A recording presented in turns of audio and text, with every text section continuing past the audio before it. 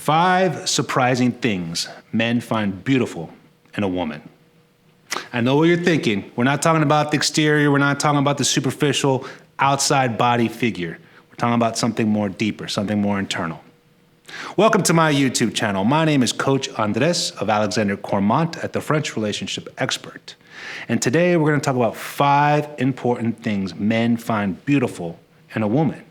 And again, has nothing to do with the outside.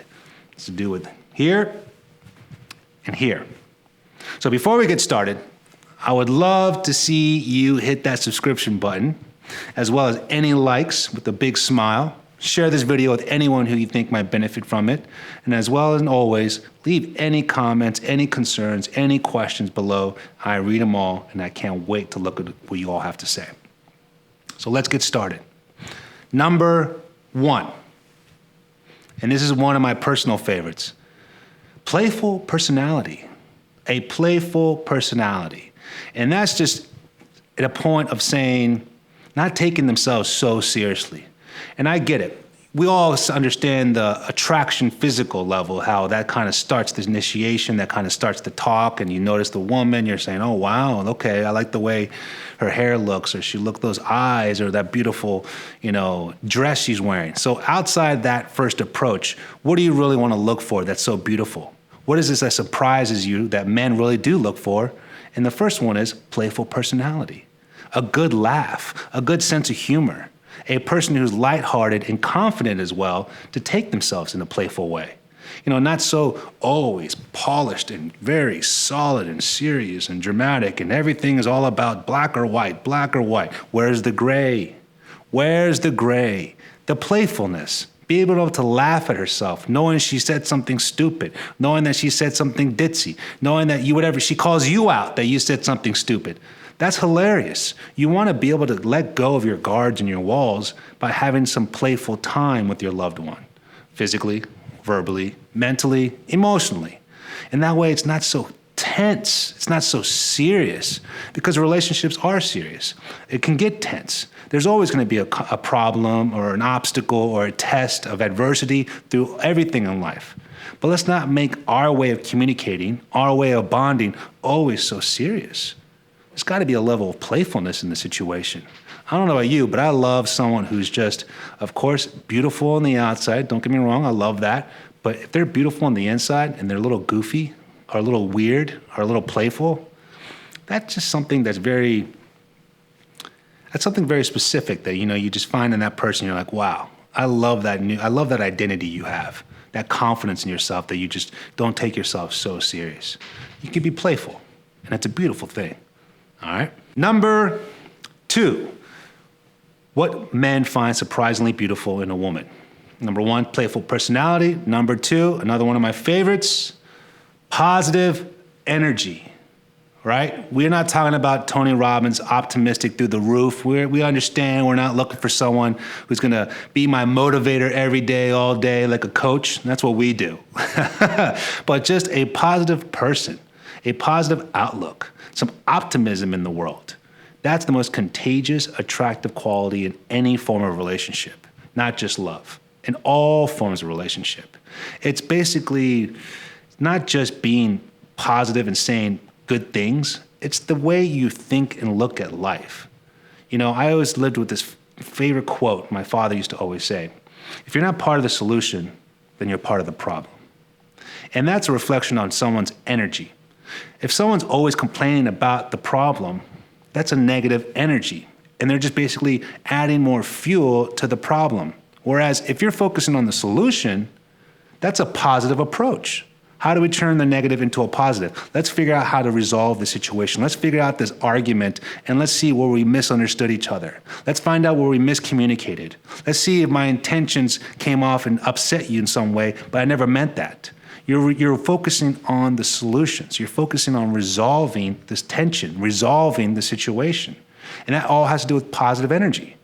Acknowledging you could be wrong, acknowledging you were wrong, who cares? Feelings aren't about being right or wrong. It's about giving, loving, understanding. I always say love is understanding and giving, where lust is taking and complaining. Taking and complaining kind of go with that negative energy. right? Because you're never happy, you're never satisfied. Giving and understanding love is more about that positive energy, being a little more self-confident, having that self-esteem, having that integrity as well. Because if that's not mutual, if that's not reciprocal, where you're the constant positive source of energy and he's just basically weighing you down with all this negativity, then we got to really step back and reevaluate the relationship. Your hope and your positive energy rubs off on him. And that's where I always say, regardless in any situation, when someone's complaining about something, I'm looking at the solution. I'm not trying to worry more about the problem. Again, the positive energy that men find so beautiful in a woman, you'd be surprised how rare it is to find. Because the women are somewhat used to being taken care of and just, shown a good time in a way where they don't really have to express any positive energy. They just kind of react to the energy the man gives, the man offers. So when a woman comes up with so much optimism and positive styles of living, positive outlooks of life, that really makes the guy feel more secured. That makes the guy feel like, wow, there is something with this woman that I love. I don't know how serious we are, but I just love being around her. She re-energizes me. She rejuvenates me. It's something that I can't describe, but I always want to be around because she just gives me such great positive vibes. That's what it's all about. There's always so much negativity in the world, on social media, news, politics, everything going on. I don't want to have that with the person I choose to take my time voluntarily to get to know. I want to talk about solutions. I don't want to ignore the problems, but I want to focus on the solutions. Positive energy. Don't forget that. It's very underrated and very rare. Trust me, when you notice it and you turn that corner in life, the way you think in life, you'll detect negative energy, negative people from a mile away. And you're just like, no, thank you. You want to stay over here. Number 3. This one's interesting. Personal style. Personal style. Has nothing to do with brands, has nothing to do with expensiveness, has nothing to do with materialistic, but they're just their style. Knowing who they are. It has to do with a pair of shoes, the way they wear their hair, what perfume they wear, something where they know their identity. It has nothing to do with brands or materialistic things. It's more about knowing who they are and knowing who they're not. And that personal style is just sexy. It's attractive. They know what they like. They also know what they don't like. And that's basically a lot of self-awareness. That's someone who's taken the time to really almost try a lot of things, but then they realize they're molding and sculpting themselves to this style who they are. They like to cook this way. They like to wear these kind of clothes. When it's this day of the week, Sunday, she's in those cute little pajamas. That level of style, which I feel like is so overlooked because people just wear trendy things because it's popular or because celebrities are wearing it. I get that. Don't get me wrong. There's nothing wrong with that. But when you have your own personal touch to something, that's always something unique. I always find that very just refreshing in a way where you're like, wow, I've never seen anyone wear that the way you wear that. I love that. I love the way you just randomly throw your hair up last minute and you don't care, but that's your style. And you look great and you rock it and you're pulling it off. That level of personal style is just a self-confidence of their own self-identity. It's expressed and projected in what they decide to wear, how they decide to talk, the way they laugh, the way they dance. Love the way when a woman dances. You can see a lot of their movements, and I'm not talking the sexual side. I'm talking about just personal style, positive energy, playful personality, and the way the woman dances. That's such a cool way of just being, that's you. I love the way you do that. That move you do with your feet, that's just so adorable. Personal style. Not being afraid to take risks, not being afraid to be playful. One thing leads to the other in a way. Playful personality, they must have positive energy. That means they have confidence to have their own personal style. They don't care what people think. And that's the key. Literally, love, friendship, work, money, whatever you want to talk about.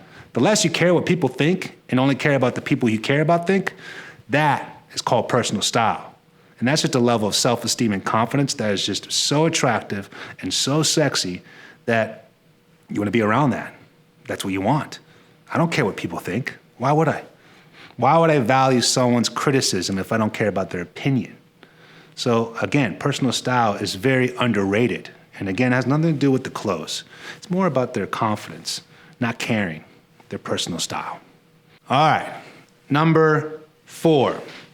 But before we go to number 4, hit that subscribe button. Please hit that subscription because I would really appreciate that as well. Share this video with anyone who you think might learn from this and that might benefit from this. We all know somebody in this situation. And as well, any comments, any questions, any concerns, go ahead and leave it under there. I will check them out and I respond to all of them. I can't wait to see what you all have to say. All right, here we go. Number 4. This one's a sensitive subject, but it has to be spoken about. It has to be brought up.